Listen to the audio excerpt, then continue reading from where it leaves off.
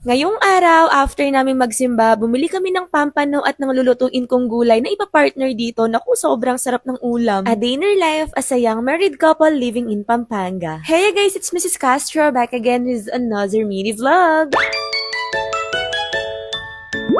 For today's vlog, time check 7 AM nga dyan nang magising kami sa mga oras na to. Medyo kulang yung tulog namin kasi na-late kaming natulog kagabi tapos maaga kaming magigising ngayon. Pero okay lang yan, magsisimba naman kami kaya naman tumayo na agad ako dyan para makapag-prepare na din. Nag-ready na agad ako ng damit at buti na lang, hindi ako nahirapang mag-isip ng susuotin ko ngayon. Kapag ganitong meron kaming lakad, mas nauuna talaga akong maligo kasi ang tagal kong mag-ayos. Yung mga lalaki kasi after maligo, 5 minutes lang yata tapos na sila ready to go na. May oras pa naman ako, kaya naman after kong maligo, magtitimpla muna ako ng Shepo Apple Juice. Sakto, wala pang kalaman-laman yung tiyan ko, kaya naman perfect inumin to ngayon. Meron kasi tong Garcinia Cambogia na nakakatulong para makapag-suppress ng cravings at ang bilis makabusog niyan. Yung kapag ka uminom ako nito, parang busog na talaga ako hanggang lunch. Bukod doon, meron din siyang L-carnitine na nakakatulong para ma-turn yung fats natin into energy. Sinasabayan ko rin yan ng Beauty White Capsule kasi nga perfect combo yung dalawa na yan. Naging malaking tulong to sa akin sa pagkakaldef ko dahil ngayong Shepo Apple Juice, 27 calories lang yun.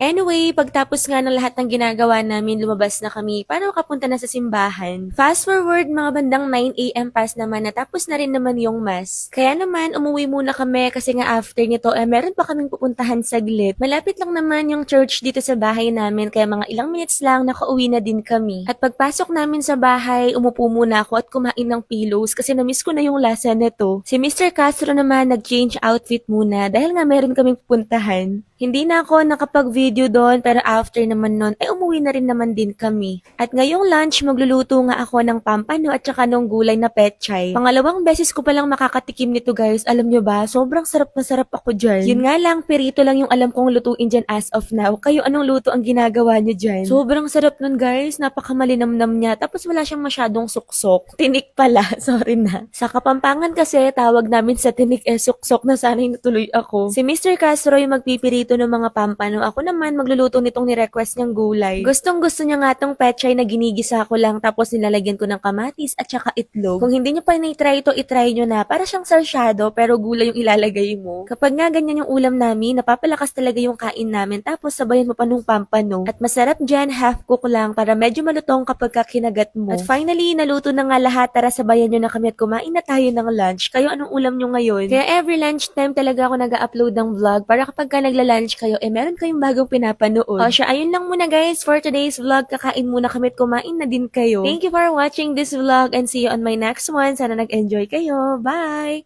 Mwah!